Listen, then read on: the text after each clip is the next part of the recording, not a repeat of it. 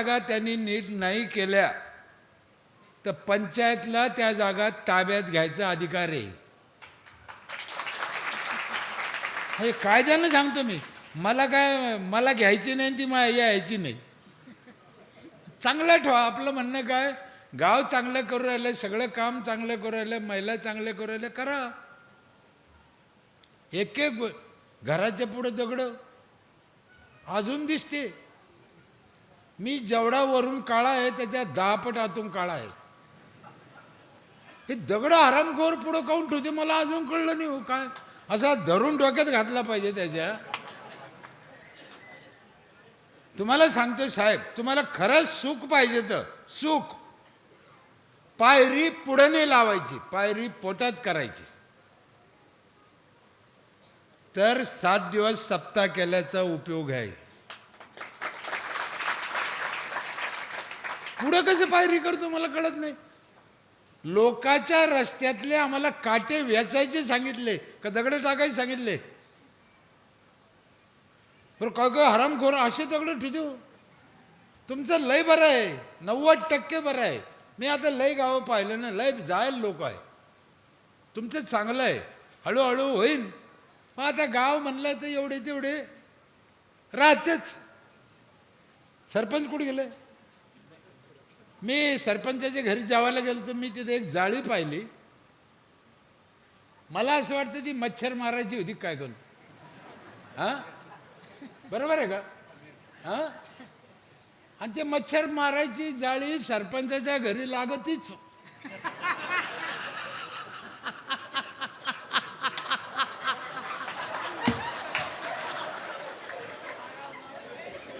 हा ना. त्याच्यावरून 2 गोष्टी लक्षात आल्या की गावात मच्छर आहे.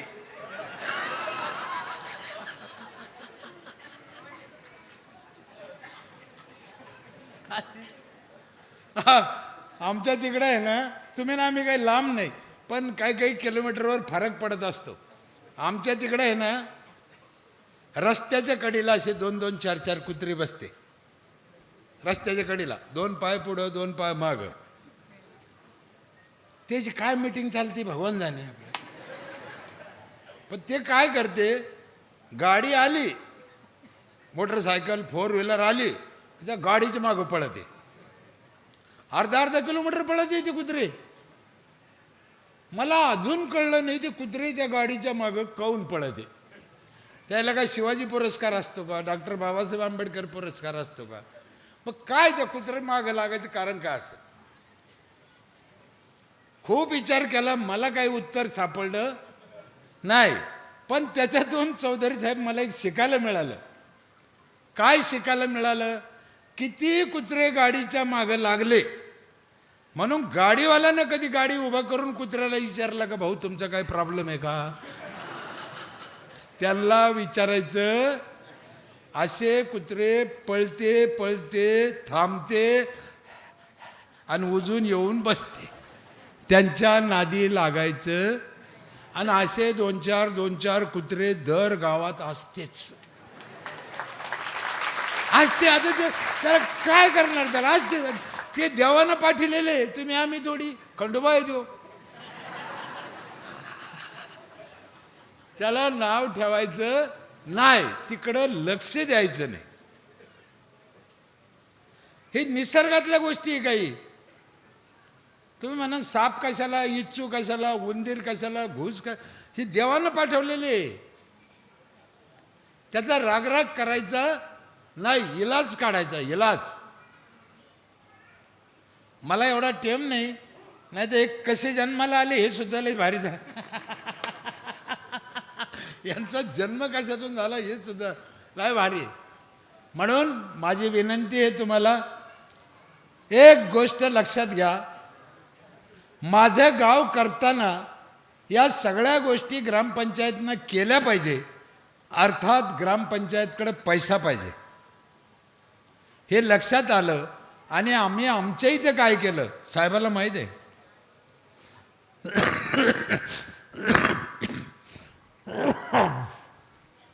सगळ्यात महत्त्वाचं म्हणजे टॅक्स. गावकरी मंडळी मी कोणाची सुपारी घेऊन आलेला माणूस नाही. मी सांगितलं उपजत वारकऱ्याची औलाद आहे. माझ्या 5 मुलीची शपथ खाऊन सांगतो, माझ्याकडे 2 गोष्टीचं माझ्याकडे ताकद आहे. एक, मी आयुष्यात कधी खोटं बोलत नाही. 2, मी आयुष्यात कधी हरामाचे 10 रुपये कोणाचे खात नाही. त्याच्यामुळं तुम्हाला खोटं सांगून किंवा वरवरणी सांगून मला काही घेणं नाही. आयुष्यात पुन्हा मी दुधडला येईन नाही येईन, काय आपली भेट होईल नाही होईल, कशासाठी सांगायचं, काय करायचं. उद्या पण संध्याकाळपर्यंत मी राहीन याची गॅरंटी नाही. कशासाठी काही सांगायचं लोकाला. आम्ही अभ्यास केला का पैशाशिवाय काही चालत नाही. आणि आम्ही आमच्या लोकांकडून टॅक्स घ्यायचं ठरवलं आणि टॅक्स थोडा वाढवून लोकाला समजून सांगितलं, समजून बी सांगितलं आणि सुव्यवस्था बी केल्या. तुमच्या एवढंच माझं गाव आहे. नीट ऐका महिला, गावकरी, तरुण पोरं, सेम तुमच्या एवढं गाव आहे, तुमच्या एवढेच घर आहे, तुमच्या एवढीच माझी लोकसंख्या आहे. तुमच्या इथला वर्षाचा टॅक्स 6 लाख रुपये. किती? 6 लाख. तो बी लोक भरीत नाही, थोडे लागले भरायला. पाणीपट्टी हे ते भरते, घरपट्टी भरीत नाही. महिला मंडळ, तुमच्या इथला टॅक्स किती? 6 लाख. माझ्या इथला टॅक्स आहे 40 लाख. एवढेच घर, एवढेच माणसं आहे.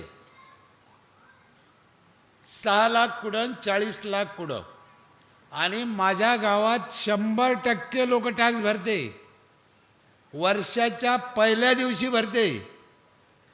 तुमच्याकडं साल संपल्यावर पैसे भरते, आमच्याकडं साल सुरू व्हायच्या आधी पैसे भरते. आमची बिजलाबाई म्हणून बाई आहे, शेवंतबाई आहे, बिजलाबाई आहे, लक्ष्मीबाई आहे, साखरबाई आहे. या महिला घरात एकट्याचे, घरकुलात राहत्या, नवरा वारलेला आहे, मुलबाळ नाही, एकट्याच घरात लोकाच्या रोजानं जात्या आणि ग्रामपंचायतचा पहिल्या दिवशी 5,000 रुपये टॅक्स भरत्या. मी इथून दंडवत करतो, त्याच्यामुळं गाव सुधारलं आहे. 5,000 रुपये आम्ही घेतो. 800 घराचे 40 लाख मला जमा होते. पण आम्ही सुविधा बी तसेच देतो. एका हाताने टाळी वाजत नाही. माझ्या इथे ग्रामपंचायत काय काय देते तुम्हाला विश्वास बसणार नाही एवढ्या गोष्टी. आणि आम्ही साहेबाच्या काळात चालू केलेल्या ह्या गोष्टी, साक्षीदार आहे साहेब. तुमच्या इथे बी काही गोष्टी चालू केल्या. आता वर्षभर पिठाची गिरणी मोफत. साधारण एका माणसाचे 1,000-1,500 तर वाचते वर्षाचे. एका माणसाला एक जार, रोज एका घराला एक जार 20 लिटरचा. इकडे पाणी कशाचं आहे आता? एक जार देते का पण मोफत देते? 5 रुपयाला देते. तिथेच गडबड होती. आता 5 रुपयाला एक जार रोज जर नेला तर महिन्याचे 150, वर्षाचे 1800. वाचले ना त्या बाईचे पैसे कसे नाही भरायचे. आणि याच्यात काय होतं, मी आधी तुम्हाला सांगितलं, मला दुधडशी काही घेणं नाही आहे. मी जे आहे ते मांडणार आहे. 800 तुमच्या घरं किती जार जाते? साधारण जार किती जाते? 300 जाते. म्हणजे 500 घरी ते पाणी जात नाही. कळलं का नाही कळलं? 500 घरी ते पाणी पित नाही. ते आपलेच लेकरं आहे ना, प्यायला पाहिजे ना. 300 घरी जातं, 500 घरी जात नाही.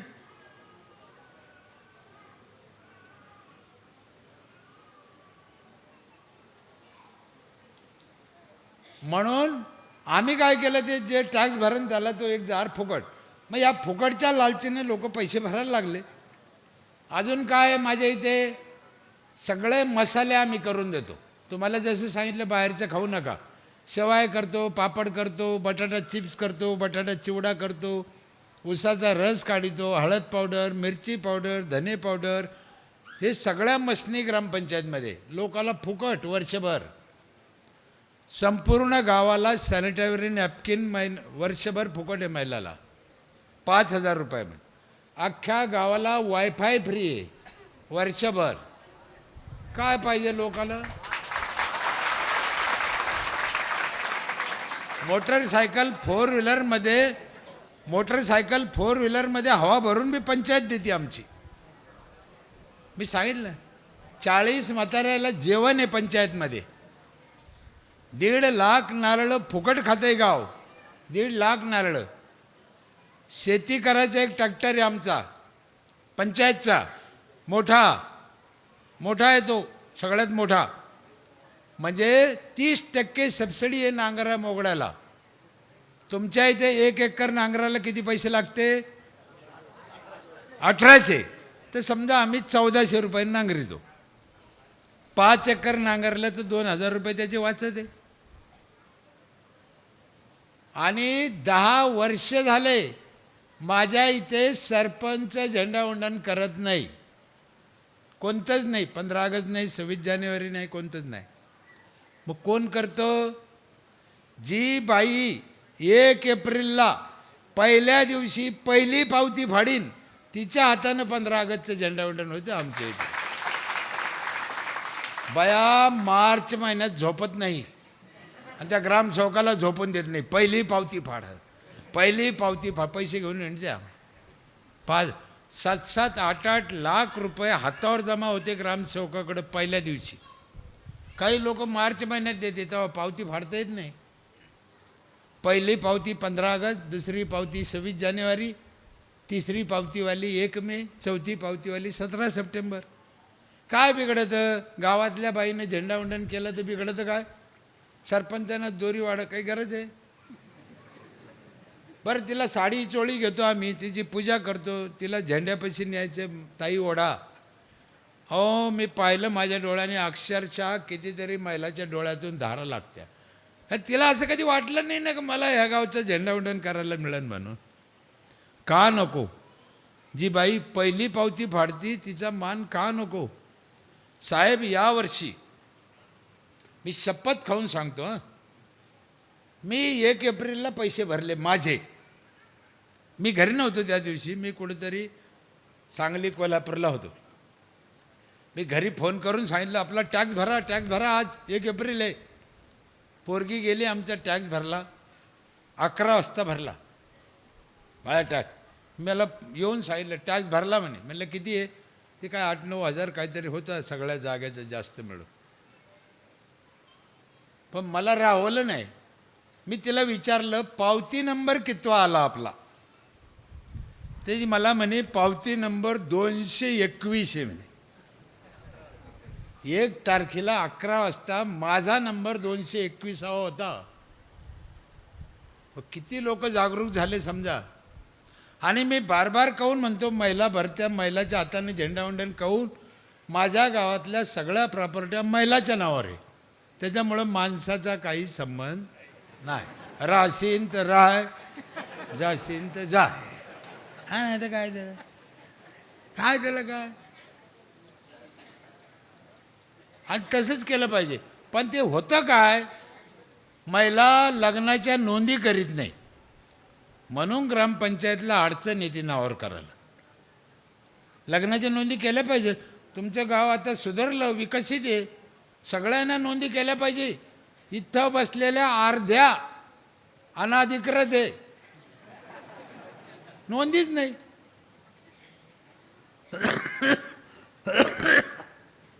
मला पुढे टाईम पुरला तर मी सांगेन काय भानगड आहे. एक व्यायामशाळा आहे आमची इथं, महिलांसाठी वेगळी, पुरुषासाठी वेगळी. दोन्ही व्यायामशाळा वर्षभर फ्री. 5,000 अजून संपले नाही. हां, काय पाहिजे लोकाला अजून?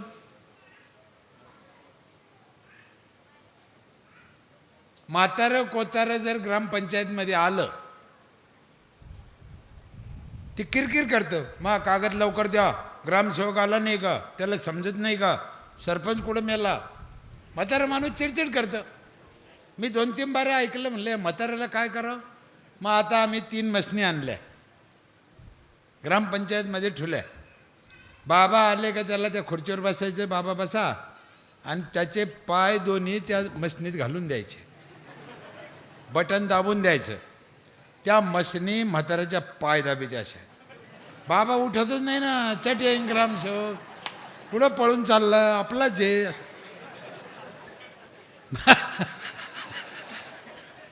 ग्रामपंचायत पाय दाबून देते म्हाताऱ्याची, याच्यापेक्षा काय पाहिजे. आणि एवढं करून आम्ही काय त्याच्यावर उपकार नाही करीत, करतो कशातून, त्याने दिलेल्या पैशातून. त्याच्यामुळं कोणावर उपकार करायचा काही संबंध नाही त्याचा. ह्या हातानं द्या, ह्या हातानं घ्या, आणि चांगलं राहा. आता तुम्ही हे सप्ताह केला, 5-6 लाख रुपये वर्गणी लागली असेल का नाही, कमीत कमी. म्हणजे माझ्या अंदाजाने 10 लाखाच्या पुढे जाईल. पण 5-6 लाख, मग याचा अर्थ काय होतो, लोक पैसा देते, समाज पैसा देतो, घेणाऱ्यानं डोकं वापरलं पाहिजे. सप्त्याला कसे देते, पंचायतला काहून देत नाही. 20 रुपयाचे वांगे घ्यायला ही बाई 10 ठिकाणी टंगड्या तोडी ती. पहिल्या दुकानात वांगे घेत नाही. मग 20 रुपयात एवढी बारकाई करणारी बाई 4,000 ग्रामपंचायतला उगाच देईन का. तिला पाहिजे ना, तिला परवडतं का नाही परवडतं. या सगळ्या गोष्टी करा. सगळ्यात महत्त्वाचं म्हणजे झाडं भरपूर लावा, शेताला लावा, रस्त्याला लावा. 20-24 तास आहे माझ्या इथे. पाणी चांगलं आहे, शाळा चांगलं आहे, अंगणवाड्या चांगलं आहे, 42 CCTV कॅमेरे, 25-30 ठिकाणी हात धुवायला बेसिन आहे माझ्या गावात. रस्त्याला जनरली आपण काय म्हणतो, इथं लघवी करू नका, इथं थोकू नका, इथं कचरा टाकू नका. मग कुठे टाका. मग इथं लघवी करू नका लिहिलं ना, लोक तिथंच लघवी करते. मग आम्ही तसं नाही केलं. दर ठिकाणी बेसिन लावलं, प्रत्येक बेसिनवर लिहिलं इथं थुका, आणि त्याला पाणी 24 घंटे. स्मशानभूमी चांगली आहे. स्मशानभूमीत जाळायला लागणारे लाकडं पण ग्रामपंचायत फुकट देते. म्हणजे जन्मल्यापासून सुरू होतं तर मरुस्तर आहे. लाकडं का देतो आम्ही, मी सांगेन तुम्हाला पुढं. मी म्हणलं सरपंच जरा हरामी पाहिजे, बदमाश पाहिजे, या लोकाला वळवलं पाहिजे. काय करायचं हे सहज ऐकत नाही हे लोक. असं तुम्ही सांगितलं की लोकांना ऐकलं, उद्यापासून हुशार झाले आणि चांगले झाले असं होत नाही. याला गुतावं लागतं. उंदराच्या मागं लागून उंदरं हाती लागत, पिंजऱ्यात कुटका लटकायचा, तवाच उंदरं सापडले तर सापडले. उंदराच्या मागं पळून उंदरं हाती लागत नाही. हे 4-4 हजार रानडुकरं सांभाळायचे, हे काय खायची गोष्ट आहे की, हे कोणाचं काम नाही आहे. तुम्हाला एक उदाहरण सांगतो. जगद्गुरू तुकाराम महाराज आणि छत्रपती शिवाजी महाराज या दोघांमध्ये, नीट ऐका, छत्रपती शिवाजी महाराज आणि जगद्गुरू तुकाराम महाराज या दोघात तुलना करू नये.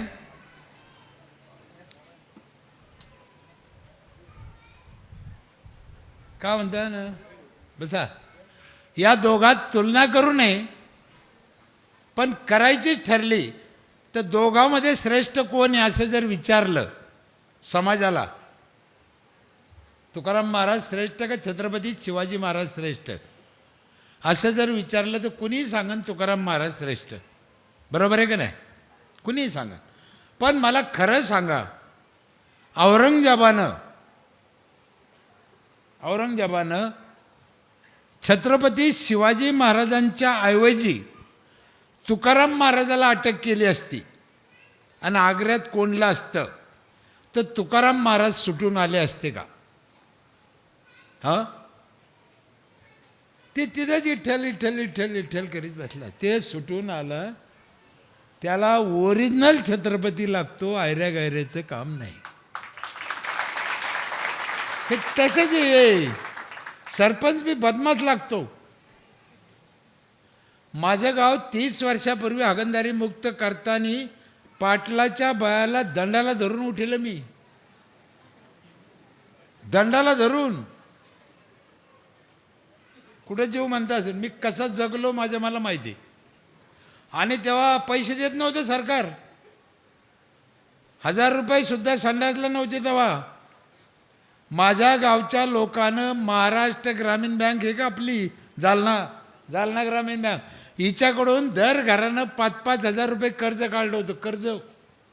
आणि 3 महिन्यात माझं गाव हागणदारी मुक्त झालं होतं. तेव्हा 30 वर्षापूर्वीची गोष्ट. 3च महिन्यात, 90 दिवसात. मी झोपत नव्हतो आणि बसत नव्हतो. माझी गाडी होती झेन. रस्त्यानं नीटच हाणायचो. ब्रेक मारीतच नव्हतो. पहाटी बाया असे साड्या धरून पडायच्या. आला आला मेला उभा करीत ना. तुम्हाला आज राग आला माझा तर तुम्ही बुटानं हाना, मला काय. पण जे आहे ते सत्य सांगतो मी. तेव्हा झालं ते. आज त्याच महिला किती सुखी आहे. ते गाव किती सुख. माझ्या इथे तुम्हाला विश्वास बसणार नाही. उद्धव ठाकरे साहेब, शरद पवार साहेब, शाहरुख खान पितो, आमिर खान पितो, सचिन तेंडुलकर पितो, त्या क्वालिटीचं पाणी माझ्या गावातली रोजानं जाणारी बाई पिते आज फुकट. आमचं हे बी बंद झालं आता. या मसनी नाही आता. म्हणजे आहे त्या, पण आम्ही याच्या पुढचं पाणी देतोय लोकांना आता. रोजानं जाणारी बाई मुख्यमंत्री पितो त्या क्वालिटीचं पाणी पिते माझ्या इथे. त्या दिवशी ते फळं केलं, थोडा त्रास झाला. मी लोकांना एकच सांगायचो, संडास बांधा नाही तर नका बांधू, रस्त्यावर बसायचं नाही.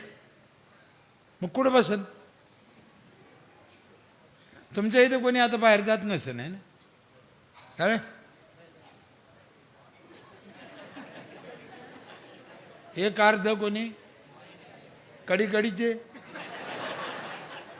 कडीकडीचे 100% आहे ना. चांगली गोष्ट आहे. तुम्हाला आता निघलं म्हणून सांगतो. महाराज यायला बी उशीर आहे. नाही, संडासच्या 2 गोष्टी सांगतो. महिला मंडळ नीट आहे का. पहिलं काम आहे संडास का बांधायचं. कारण लोकांना मजाक वाटते. 1 नंबरचं काम आहे टायमाला गेलं पाहिजे. म्हणजे ज्या वेळेस आम्हाला लघवीला संडासला जावं वाटलं 1 मिनिटाच्या आत जायचं. नाही गेलं तर रक्त खराब होतं. ताबडतोब जायसाठी घरात व्यवस्था पाहिजे. छत्रपती शिवाजी महाराज आमचा बाप 400 वर्षापूर्वी शौचालय वापरत होते. माझी जाऊ रायगड किल्ल्यावर जाऊन बघा. 400 वर्षापूर्वी शौचालय होते. मी जेव्हा रायगड किल्ल्यावर गेलो, महाराजांनी वापरलेलं शौचालय पाहिलं. मी अक्षरशः झोपून दर्शन घेतलं त्या संडासचं. काय आम्ही अजूनही अडवणी करतो. एक कारण सांगितलं का वापरायचा, ताबडतोब जायचं. उशीर झाला, रात आहे, पाऊस चालू आहे, घरी कोण नाही, गरोदर महिला आहे, उशीर झाला तर आरोग्य बिघडेल, म्हणून ताबडतोब जायचं. दुसरं एक कारण आहे, पोराओ, शाळेतल्या पोराओ, 9वी 10वी 11वी नीट आहे का. माशी असते ना, माशी माहिती आहे का पोराओ, माहिती आहे का. माशीला किती पाय असते माहिती आहे ना. मग सांगा किती. 6. किती. 6. ती माशी रस्त्यावर कोणी संडास केली आणि त्या संडासवर जाऊन बसली, ध्यान करा, आणि 6 पाय बुडिले तर एका पायाला 6000 जंतू चिटकते. एका पायाला तर 6 पायाला किती झाले. 36,000. आणि ती मासी उठली आणि आली आणि आपल्या भाकरीवर किंवा साबुदाण्याच्या खिचडीवर बसली, तर आपण खातो का फेकून देतो? हां, खोटं नाही बोलायचं. खातो. तुम्ही खाता, हे खाते, आम्ही खातो, कारण आपल्याला कळलं नाही. एक गोष्ट लक्षात घ्या पोराओ, उद्या काय वार आहे? मंगळवार आहे ना. उद्या चालतं करायला काय हरकत नाही. किती पोरं एक प्रयोग करून पाहतात घरी गेल्यावर? पोराओ, पोरं एक प्रयोग करून पाहता का घरी गेल्यावर? कोण कोण पोरापैकी कोण कोण करण? वर हात करा. पोरं पोरी. हां, पोरी नाही करणार, थोडे आहे. बरं चला, थोडे का होईना. काय करायचं उद्या घरी गेल्यावर? पक्का ना? तुमच्या स्वतःच्या संडासमध्ये त्यामध्ये आम्हालाही सहभागी करून घेतलं. तुमच्या सगळ्यांच्या दर्शनाची संधी उपलब्ध करून दिली. त्याबद्दल गावकरी, ग्रामपंचायत, सप्ताह कमिटी यांचे सगळ्यांचे मनापासून आभार मानतो. मी तसा काही लांबचा नाही, तुम्हाला फार जवळचा आहे. तुम्हाला जेवढं औरंगाबाद आहे तेवढंच आम्हाला त्या बाजूनं औरंगाबाद आहे, संभाजीनगर. तुमच्या गावचे सरपंच, ग्रामसेवक, चौधरी साहेब आलते एक दिवस सप्ताहामध्ये या. आणि चौधरी साहेब हे आल्यामुळं मी काही नाही म्हणलो नाही, काही विचारच केला नाही. आणि योगायोगाने तारीख खाली होती, मी लगेच डायरीत लिहून टाकली. म्हणलं चला. मला इथं आल्यापासून खरं मनापासून आनंद झाला. एवढं गाव चांगलं सुंदर केलं. सप्ताह चांगला होतो. 52वं वर्ष आहे. गाव चांगलं आहे. एवढं सगळं गोड आहे. सप्ताहाचा माऊल आहे. 7 दिवस तुम्ही रोज चांगलं खाणारे लोक आहे. या सप्ताहामध्ये हे कडू कारलं तुम्हाला किती पचनी पडेल मला काही माहीत नाही. माझं जसं थोबाड धड नाही तसं तोंड बी धोड नाही आहे. पण खरं मनापासून सांगतो, मला इथं आल्यापासून असं शांत झाल्यासारखं झालं. मला खूप गोष्टी चांगल्या वाटल्या, मनापासून आवडलं.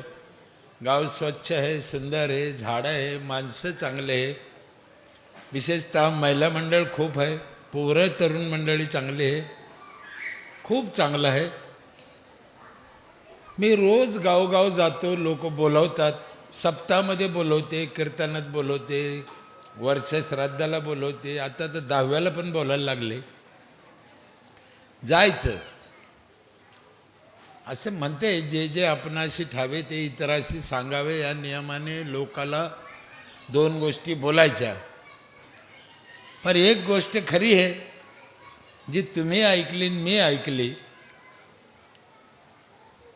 समाज तमाशे पाहून बिघडला नाही आणि कीर्तन ऐकून बी सुधारला नाही, तर मायाच्यानं सुधरण का?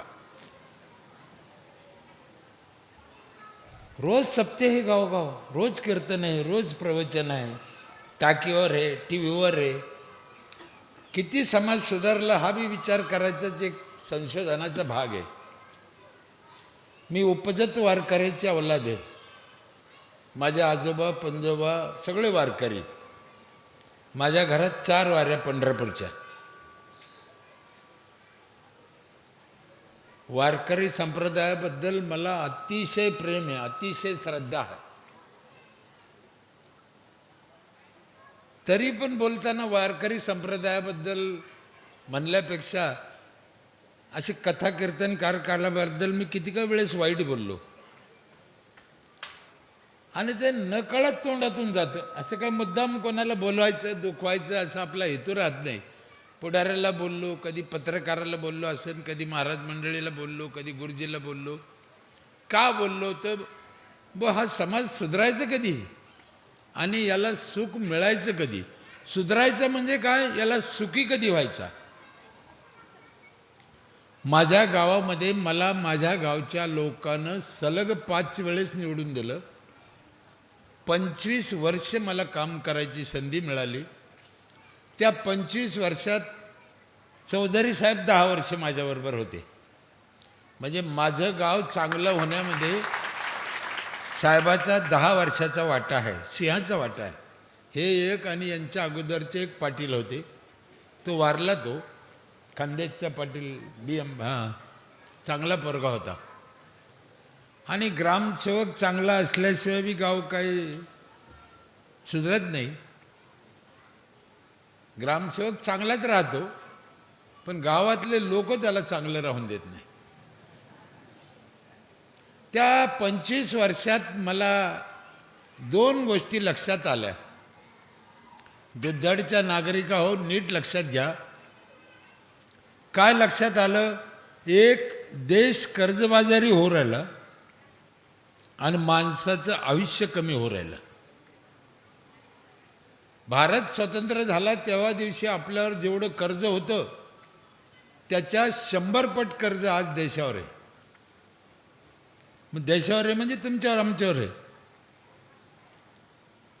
आणि आयुष्य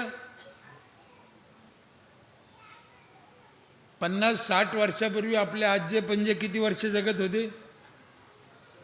100. आणि आता आपण 60-65. मग 40 कोणा चोरले? 40 कशानं कमी झाले?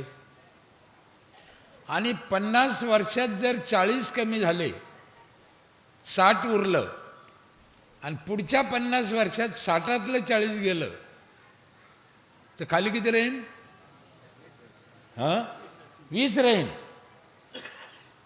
आणि आपल्या पंतप्रधानाचं स्वप्न काय माहिती आहे का? पोरीचं लग्न 21व्या वर्षी करा. आता 20त मेल्यावर 21त कसं काय लग्न करा? त्यांचं बरोबर आहे, त्यांनी माणसाचं वय 100 धरलं म्हणून 21व्या वर्षी लग्न म्हणते. पण माणसं जगू राहिले का आणि का मरू राहिले आणि कर्ज का वाढू राहिलं आणि याच्यावर काय करायला पाहिजे? माझ्या काही गोष्टी लक्षात आल्या, तुम्हाला सांगतो. तुमच्या काही लक्षात आलं तर करा. सगळं मलाच कळलं असं बी नाही. मी काय 7वी शिकलेला माणूस आहे, माझं काही शिक्षण नाही.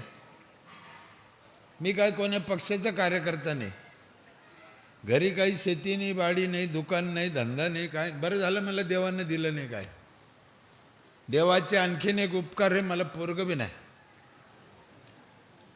देवाचे आणखीन एक उपकार आहे, मला 5 पोरी आहे. 5 पोरी आहे म्हणलं ना तर पोरं माझ्याकडे पाहते.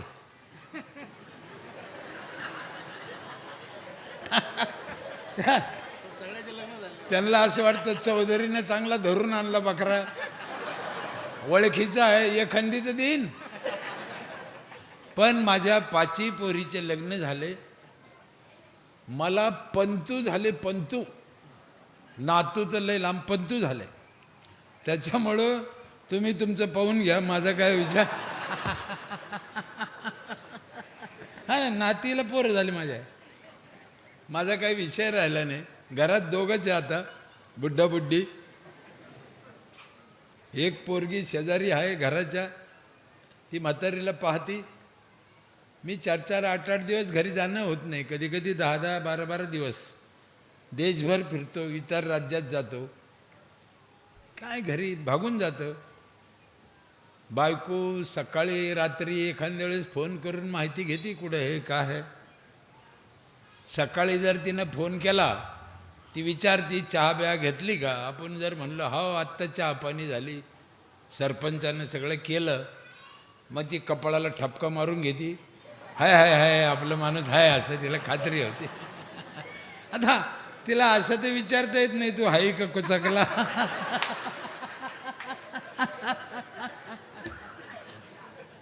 चहा घेतली का असं विचारायचं. काय करायला पाहिजे माणसानं, गावानं, ग्रामपंचायतीनं? एक 5-6 गोष्टी तुम्हाला सांगतो, नीट लक्ष देऊन ऐका आणि करा. तुम्हाला आणखीन काही सुचलं तर करा. पहिलं काम आहे पाणी स्वच्छ प्या. पाणी स्वच्छ म्हणतो मी, याचा अर्थ पाणी सगळ्याचं खराब झालं. तुमचं आमचं सगळ्याचं खराब झालं, कोणी त्याच्यावर डोकं लावायची गरज नाही. त्याचे अनेक कारणं आहेत.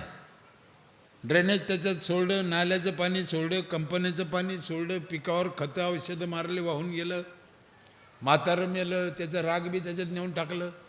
इकडं कुठे टाकते? पाण्यातच टाकते ना, आहे का नाही? एखादा माणूस जर मेला ना तर एवढी एवढी राग घेतली पाहिजे. 1 ग्राम 1 ग्राम समजतं ना, 1 तोळा नाही, 1 तोळा नाही, 1 ग्राम. आणि गिलासभर पाण्यात टाकली पाहिजे आणि त्या बाईला प्यायला दिली पाहिजे. पी बाई, तो आहे नवऱ्याचंही, पेन का? हा, मग तिच्या नवऱ्याचं 1 ग्राम पित नाही, लोकांच्या पाण्यात पोतभर टाकते हरामखोर. कसं काय टाकते? मग हे पाण्यात टाकायचं कोणातरी सांगितलं. मला राग काऊन येतो नीट लक्षात घ्या. हे समाजाला माहीत नव्हतं. समाजाला कुठं माहीत होतं त्या राखेचं काय करायचं? हे कोणातरी सांगितलं की बाबा उठ आणि जा आणि पाण्यात टाकून दे, आणि मग समाज टाकायला लागला. मग याच्यात समाजाची कुठे चूक आहे? माझी आई वारली 5 वर्ष झालं, मी नाही नेलं पाण्यात. 100 वर्षाची होती म्हातारी. 5 खड्डे केले, 5 खड्ड्यात थोडी राख टाकली, त्याच्यात 5 झाडं लावले, पाणी घातलं, आईची आठवण राहिली, 5 झाडं शिलगले, पाणी खराब व्हायचं वाचलं, आणि नेऊन टाकायचे 500 रुपये वाचले. किती सोपं आहे. माझी हात जोडून विनंती आहे तुम्हाला, पाण्यात टाकू नका. कशाला टाकता पाण्यात? गाव सुधारलं, गाव विकास झाला, गाव जिल्ह्यात येतंय, गाव विभागात येतंय, गाव महाराष्ट्रात येतंय, पण एका बाजूनं विकास होऊन चालणार नाही. सगळ्या बाजूने केला पाहिजे. म्हणून ते पाणी खराब झालं, ते पाणी आपल्याला पोटात रोज 4 लिटर जातं. तुम्ही कोणत्याही डॉक्टरला विचारा, सगळ्यात जास्त माणूस आजारी कशानं पडतो? पाण्यानं. तुम्हाला खोटं वाटेल, मी तुमच्या इथं आल्यापासून पाणी पिलो नाही. पिलो का? नाही पिलो. मी माझंच पाणी पितो. माझ्या गावची कोणतीही बाई कोणत्याही गावाला गेलेली पाणी पित नाही. पिऊस आणि पिल्याचं आजारी पडले शिरायचं नाही. मग पाणी सगळ्याचं खराब झालं, ते आता चांगलं करून प्यायचं. आपण देशाचं पाणी नाही सुधारू शकत, पण आपल्या गावचं आपण चांगलं करून पिऊ शकतो. मग आता एक माणूस कसं पिईन, एक माणूस कसं करीन? म्हणून ग्रामपंचायत मध्ये काय येते? एकटा माणूस फिल्टर कसं करीन? म्हणून ग्रामपंचायतनं करायचं. पहिलं काम पाणी स्वच्छ करून प्या. दुसरं काम आहे झाडं भरपूर लावा, फळाचे लावा. फळाचे झाडं लावा. नीट लक्षात घ्या, आम्ही आत्ताशी झाडं लावायला लावलो, पण फळाचे नाही लावित. मला तुमच्या इथं आलो म्हणून मी इथं बोलतो, काही गोष्टी तुम्हाला रागीन, पण मी तुमचं नाही बोलत, मी ऑल महाराष्ट्राचं जगाचं बोलतो. डोळ्यापुढं काही दिसलं का ते बोलतो. आपण अशोका लावतो, गुलमोहर लावतो, ते बदाम लावतो, काय उपयोगाचं झाड आहे? काहीच नाही. ना त्याला ऑक्सिजन नाही, ना त्याला काही फळं येत नाही, ना ते कोणत्या कामाचं नाही. त्या गुलमोहरवर चिमणी बी बसत नाही.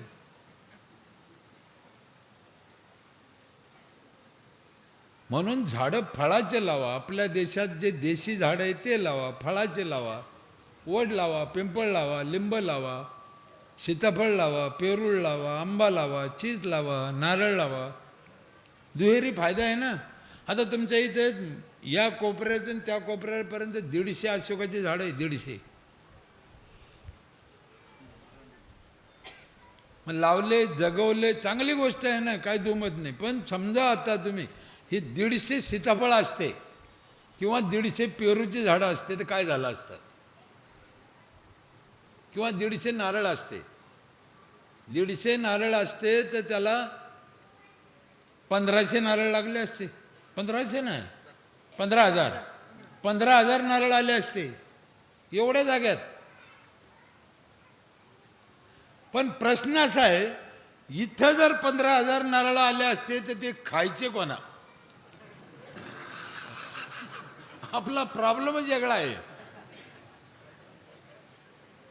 अरे कोणा बी खाल्लं तर काय बिघडतं मला? आपल्या इथे यावर्षी 1.5 लाख नारळ निघाले साहेब, 1.5 लाख माझ्या गावात. मी सरपंचाला म्हणलो एकदा 10-20 महिला घेऊन या, आणि माझं गाव सुधरिलं तर महिलांनाच सुधरिलं. एकदा आणा 10-20 जणी दाखवा. 1.5 लाख नारळ निघाले, नारळ 1.5 लाख. आणि गावानं खाल्ले, विकले नाही आम्ही. 100 तुम्ही लावलेले जांभळी 100 क्विंटल जांभळं निघत त्याच्यात स्मशानभूमीत. 100 क्विंटल जांभळं. महिला अमावस्याच्या दिवशी बी स्मशानभूमीत घुसत आहे. तिला भूत नाही दिसत, जांभळं दिसते, जांभळं. चांगली गोष्ट आहे ना, काय झालं काय? पण मी कोणत्या गावात गेलो ना, लोकांना सांगतो फळाचे झाडं लावा, फळाचे लावा. लोक मला काय म्हणते, पोरं ठेवायचे नाही. का? आपले पोरं खाते म्हणून जर आपण फळाचे झाडं लावित नाही, आपल्यासारखे हलकट आपण. मी एका गावात म्हणलं होतो, इतका जर तुम्हाला लेकराचा राग आहे, मग त्या भानगडीतच कशाला गेले? काही गरज पडली होती त्याच्या वाचून?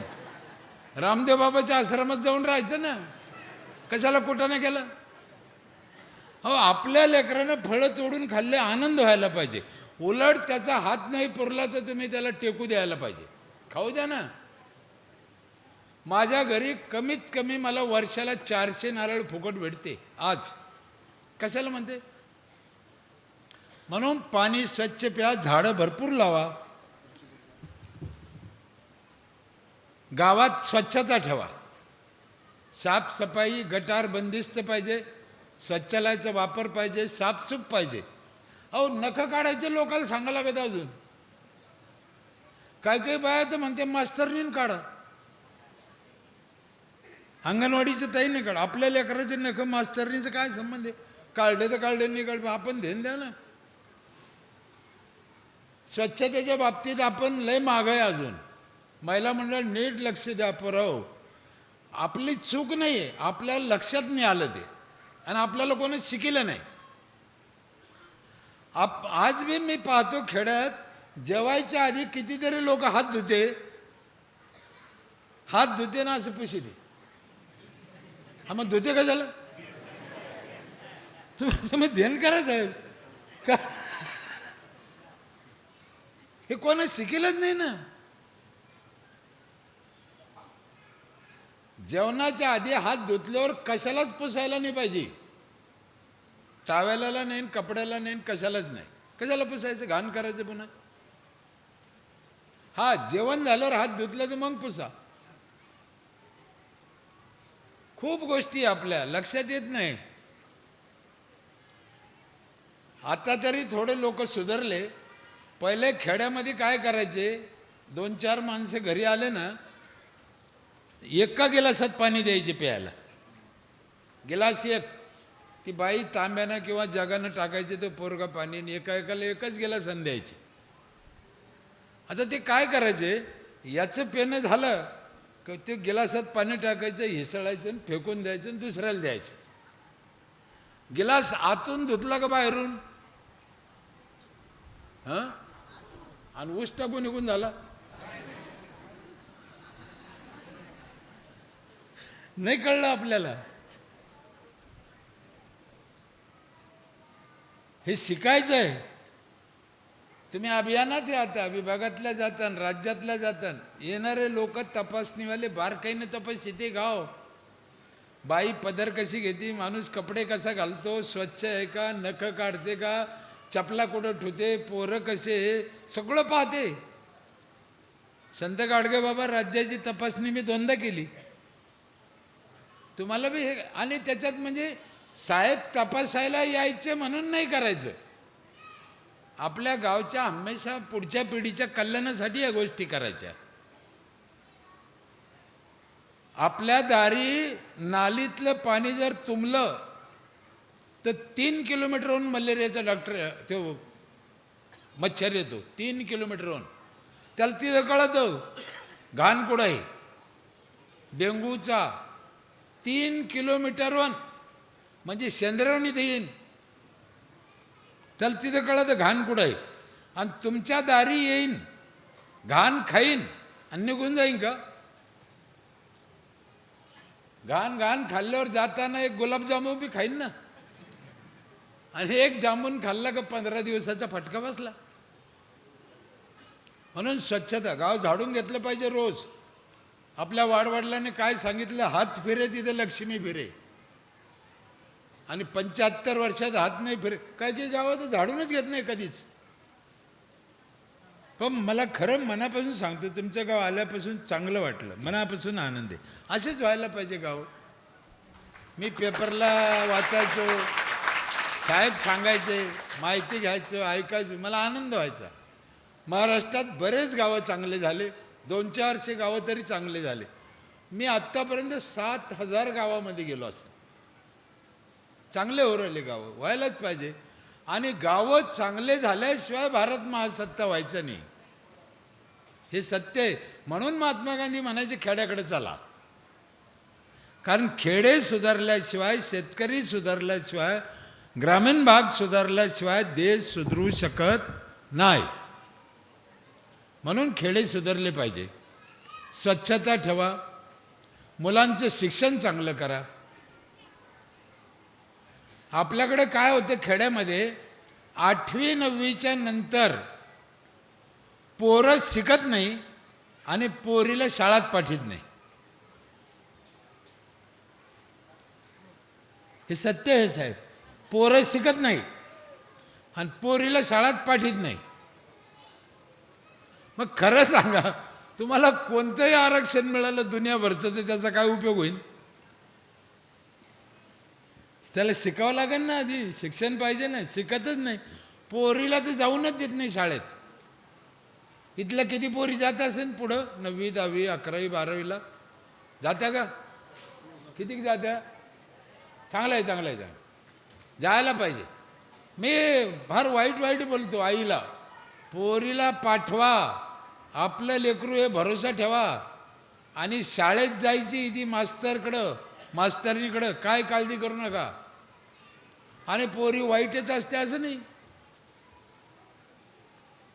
तुमच्या खेड्यामध्ये, तुमच्या गावामध्ये बाई रोजाना जाती महिला मंडळ, काय हजेरी तिला? 250. आणि मास्तरीला किती आहे? 2,500. साहेब विचार करा, 250 रुपये कुठं आणि 2,500 कुठं हजेरी? आमची 8 घंटे उन्हात मरत, ती 250. ती 6 घंटे सावलीत बसून जाती. शनिवार रविवार सुट्टी आहे का नाही? आपल्याला तिचा राग नाही आहे. तिला 2,500 काहून आहे? तिच्या बापानं तिला शिकवलं म्हणून आहे. आपल्याला कोणावर जळायचं नाही. म्हणून मुलीला शिकवा. तुम्हाला शेवटच्या शब्दात सांगतो, नीट ध्यान करा. आज तुमच्या मनात जी भीती आहे, पोरीला एकटं कसं पाठवू, आहे का नाही? आईबापाला वाटतं एकटं कसं पाठवू, पण ती चांगल्या ठिकाणी चालली ना, एवढं काही घाबरायचं कारण नाही. सगळं जग वाईट नाही आहे. माझं म्हणणं असं आहे, आज तुम्हाला एकटीला कसं पाठवू वाटतं, उद्या 250 रुपये रोजानं उसात कामाला जाती, तेव्हा काय 2-2 पोलीस राहते का तिच्या संग? मग तेव्हा तर तिला गरज आहे. त्यापेक्षा आज शिकून द्या. पोरी तहसीलदार झाल्या, कलेक्टर झाल्या, मास्तर झाल्या, ग्रामसेवक झाल्या, विमान चालली त्या, गाड्या चालली त्या, बिंदास शिकू द्या. शिक्षणाचं महत्त्व हरिपाठात सांगितलंय, पण आम्हाला समजून सांगितलं नाही. बुद्धीचे वैभव अन्य नाही तुझे, एका केशिराजे सकळ सिद्धी. उद्याची सिद्धी काय आहे? बुद्धी. आणि बुद्धी काय नाही ती? वारकरी संप्रदायासारखं ज्ञान जगात नाही कुठं, पण आम्हाला समजून सांगणारा पाहिजे. समजून एक अभंग आम्हाला लई झाला, अख्ख्या गावाला ना अख्ख्या जगाचं कल्याण करायला एक अभंग लई झाला एक. पण कोणी समजून सांगत नाही ना, उलटं सांगते, उलटं चुकीचं सांगते. आणि चुकीचं सांगितल्यामुळे समाज चुकीच्या दिशेने जातो. महादेवाला महाराजाला लय राग आला होता एकदम, मी ऐकला तर आले महाराज आहे, महाराज आहे कीर्तनकार. महादेवाला शिवरात्रीच्या दिवशी कोणतं झाड आवडतं हा, हे तुम्हाला कोणातरी बाबांनी सांगितलं, तुम्हाला कोण माहीत होते, बरोबर आहे की नाही. पण त्यानं काय सांगितलं माहिती आहे का, गावात एक दोन असलेले झाडं वरबडून आणा, शिवरात्रीच्या दिवशी लावा, हे कोणत्याच बाबानं सांगितलं नाही. मग लावायला पाहिजे का आहे ते वरबडून आणायला पाहिजे, लावायला पाहिजे ना. वृक्षवल्ली आम्हा सोयरे वनचरे, गाथ्यात सांगितलं 400 वर्षापूर्वी महाराजांनी, झाडाला सोयरे म्हणले महाराज, सोयरे. हे कोरोना आला होता ना, कोरोना,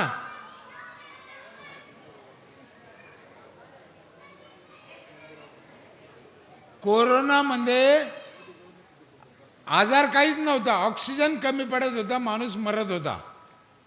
कोरोनानं कोणी बहिरे झालं का, आंधळं झालं का, हात गेले का, पाय गेले का, केस गेले का, काही झालं नाही. जिथं ऑक्सिजन कमी पडला तिथं माणूस उखळला. माणसाला किती ऑक्सिजन लागतो, एका माणसाला 28 किलो रोज लागतो. पोराव, शाळेत जाणाऱ्या पोराव, एका माणसाला रोज किती, 28 किलो. आणि एक झाड देतं 7 किलो. म्हणजे एका माणसाला जगायला किती झाडं पाहिजे, 4. माणूस एवढा हरामी झाला, स्वतःसाठी 4 झाडं तर लावले नाहीच, पण जाताना 4 क्विंटल घेऊन गेला.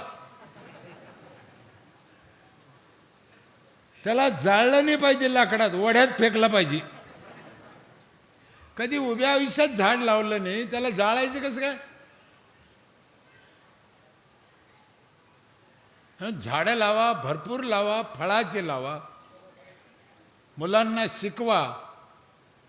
अजून एक महिला मंडळ तुम्हाला हात जोडून विनंती आहे, शक्यतो बाहेरचं खायचं नाही, गावातलं घरचं खायचं. हे मसाले फसाले ते बिलकुल आणायचे नाही. म्हणजे शक्यतो कोणतीच गोष्ट आणायची नाही बाहेरून. जी नाही मिळत, लई नाईलाज झाला तीच गोष्ट बाहेरून आणायची खायची. नाही तर मसाल्यामध्ये गाढवाची लीद घालून येऊ राहिली आता, गाढवाची लीद खायची तर खा.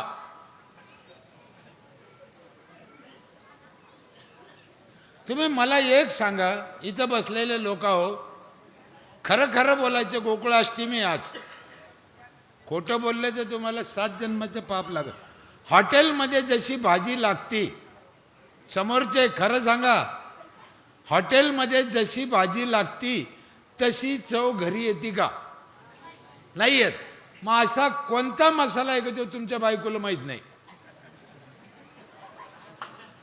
एकच मसाला आहे, त्याचं नाव आहे घोड्याची लीद. ज्या दिवशी तुम्ही घोड्याची लीद हाताना भाजीत टाकता, तिथून पुढं हा हॉटेलीत जायचंच नाही. अहो साहेब, परवा UPला धरलं आणि नामांकित मसाले, त्या दिवशी अकोल्याला 8 दिवस झाले, सिमेंटचा लसूण, गहू प्लास्टिक, तांदूळ प्लास्टिक, डाळी, शेंगदाण्यामध्ये खडा कुठून येईन हो, आणि ते बी लाल खडा. शेंगदाणा म्हणजे भुईमुगाच्या शेंगाला टर्पलं असतं, ज्या वेळेस भुईमुग उपटला जातो त्याला माती येईल, दगड कुठून येतो. मग टोटल भेसळ.